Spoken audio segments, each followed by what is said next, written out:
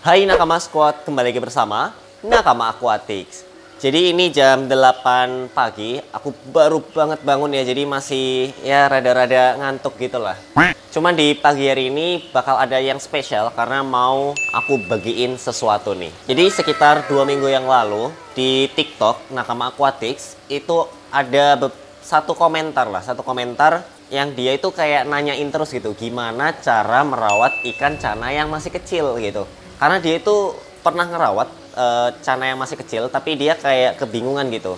Ada yang mati lah, ada yang mungkin 3 hari kemudian jasadnya kayak tinggal berkeping-keping gitu. Jadi dia ngerasa kalau misalkan pelihara cana itu cana yang masih kecil ya, itu sulit banget. Nah, apakah benar pelihara cana yang masih kecil itu sulit? Ya meskipun mungkin beberapa dari kamu juga pelihara cana yang masih kecil itu ngerasa ya sebenarnya biasa-biasa aja gitu. Tapi ada juga yang ngerasa sulit gitu. Karena kebetulan juga aku ada bisa dibilang ikan lah ya di sini.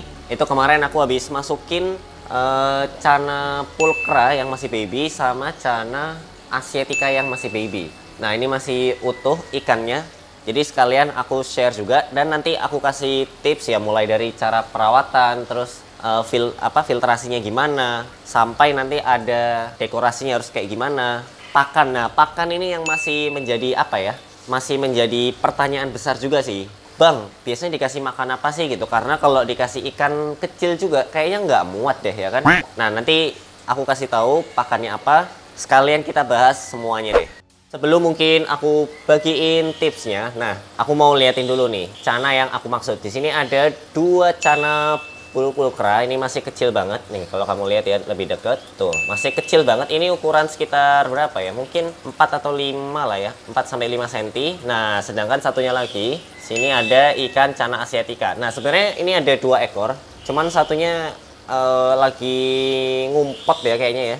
Jadi di sini mereka hidup dengan tentram ya. Ya rencana aku mau nambah lagi, cuman ini aja aku dapat dari mystery box. Nah, namanya mystery box nggak bisa ditebak ya. Kadang dapat pulcra, kadang dapat asiatica, kadang dapat cana maru, lain-lain lah. Jadi mau nambah juga sangat bukan jarang sih. Sebenarnya kalau beli yang kecil-kecil gitu bisa juga, tapi eman juga ya kalau beli kecil-kecil 1-2 doang tapi ongkirnya 20-30 ribu gitu. Jadi mungkin nanti aku tunggu lain waktu supaya nanti bisa nambah beberapa, supaya kayak sekalian rame gitu kan, lebih seru ya kalau dilihat. Mulai dari tips yang pertama dulu ya. Jadi kalau tips yang pertama, kalau seputar air itu sebenarnya nggak ada yang kayak gimana-gimana banget. Air mungkin aku saranin jangan terlalu tinggi ya, mungkin satu ini. Nah, kalau kamu lihat satu ini mungkin udah cukup. Walaupun sebenarnya tergantung jumlah ikan juga. Tapi sejauh ini sekitar satu satu hasta ya. Pokoknya satu ini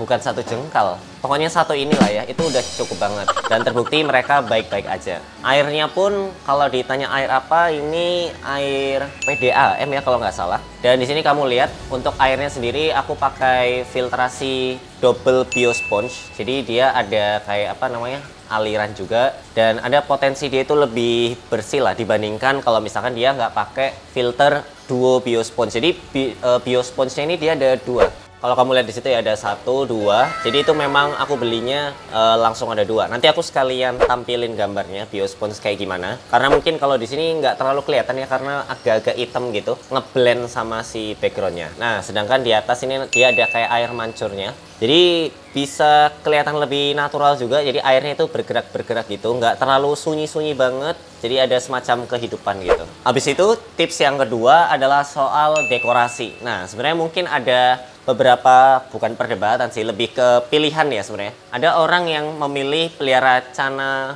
yang masih kecil itu polosan. Ada juga yang meliharanya itu dia pakai dekorasi kayak gini. Sebenarnya antara pilihan dan rekomendasi sih. Kalau misalkan lebih direkomendasiin yang mana? Kalau menurut aku itu lebih baik rekomendasi pakai semacam dekorasi, dan dekorasinya pun bisa macam-macam.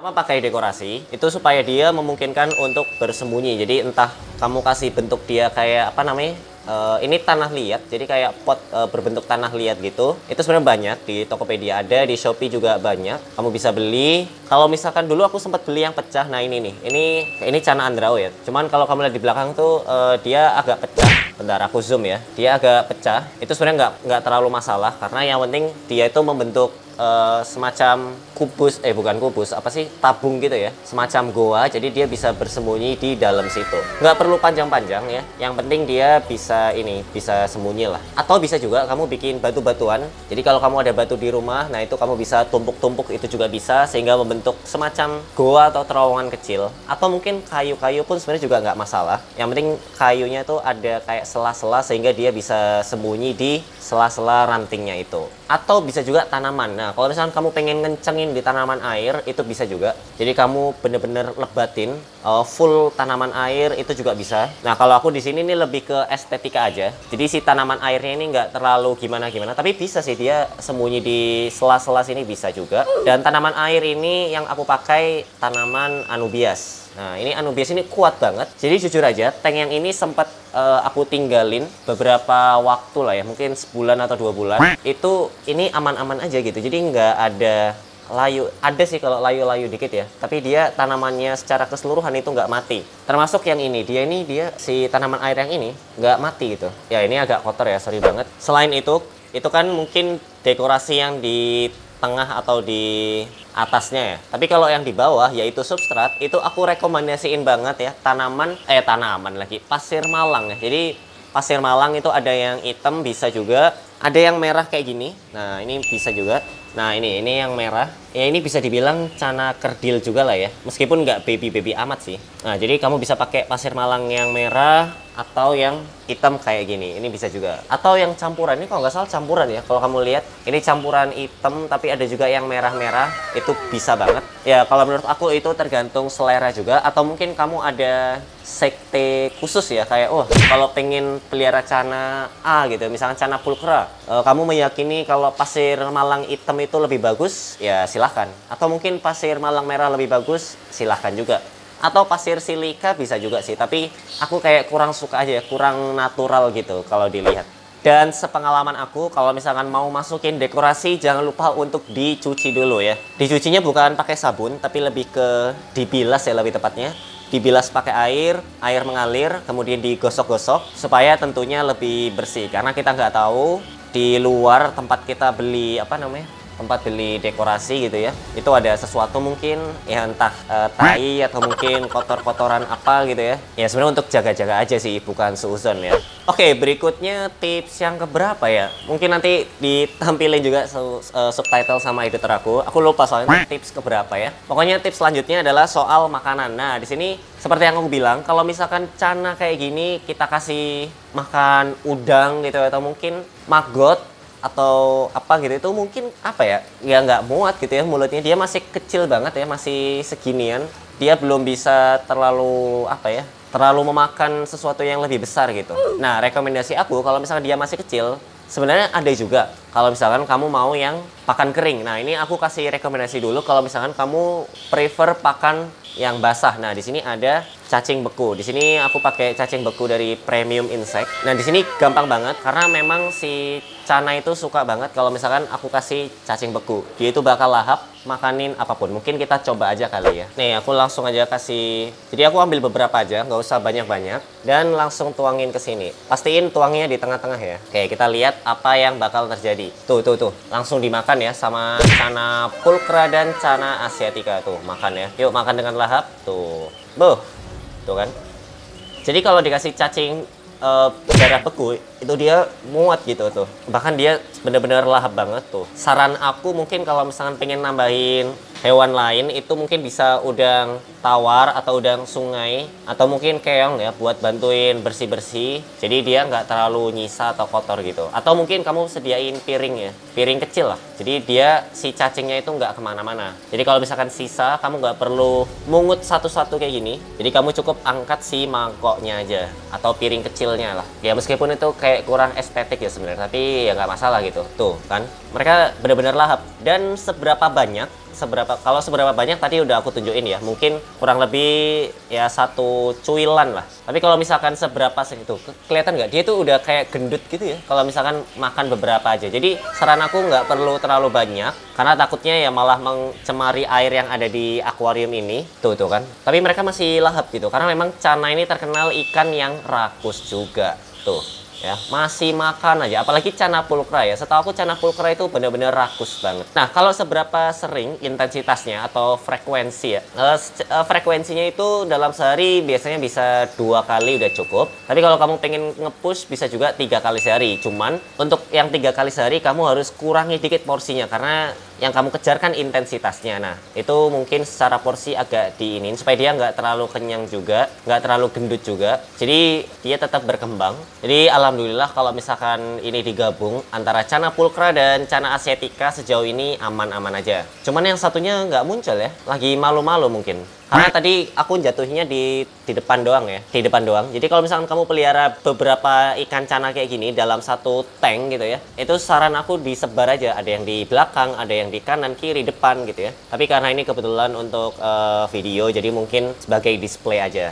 Cuman kalau untuk nanti, biasanya kan kalau aku pribadi itu 2 kali sehari ya. Jadi nanti sore, biasanya sore itu aku sebar gitu. Jadi semua nanti harapannya kebagian. Nggak ada yang kenyang sendiri, tapi nggak ada yang lapar sendiri juga. Ya kalau secara pertumbuhan ini belum terlalu gede sih. Karena kurang lebih waktu itu aku belinya juga ukuran segini ya. Aku lupa ini mystery box yang mana. Yang jelas mereka ini kloternya berbarengan. Bang, tapi aku itu maunya yang pakan kering gitu. Misalkan kamu lagi di kos-kosan gitu ya, atau bukan apartemen ya, atau kontrak gitu ya, dan nggak ada kulkas atau penyimpanan beku, freezer gitu ya. Dan karena kalau nggak pakai freezer atau mungkin kulkas, itu ya jelas bakal ini ya, jelas bakal busuk si cacing darah bekunya. Nah, aku rekomendasiin kamu, kalau kamu tahu si Channa, yang terutama yang ini ya, Channa pulchra aku, itu makannya kan maggot, ya kan?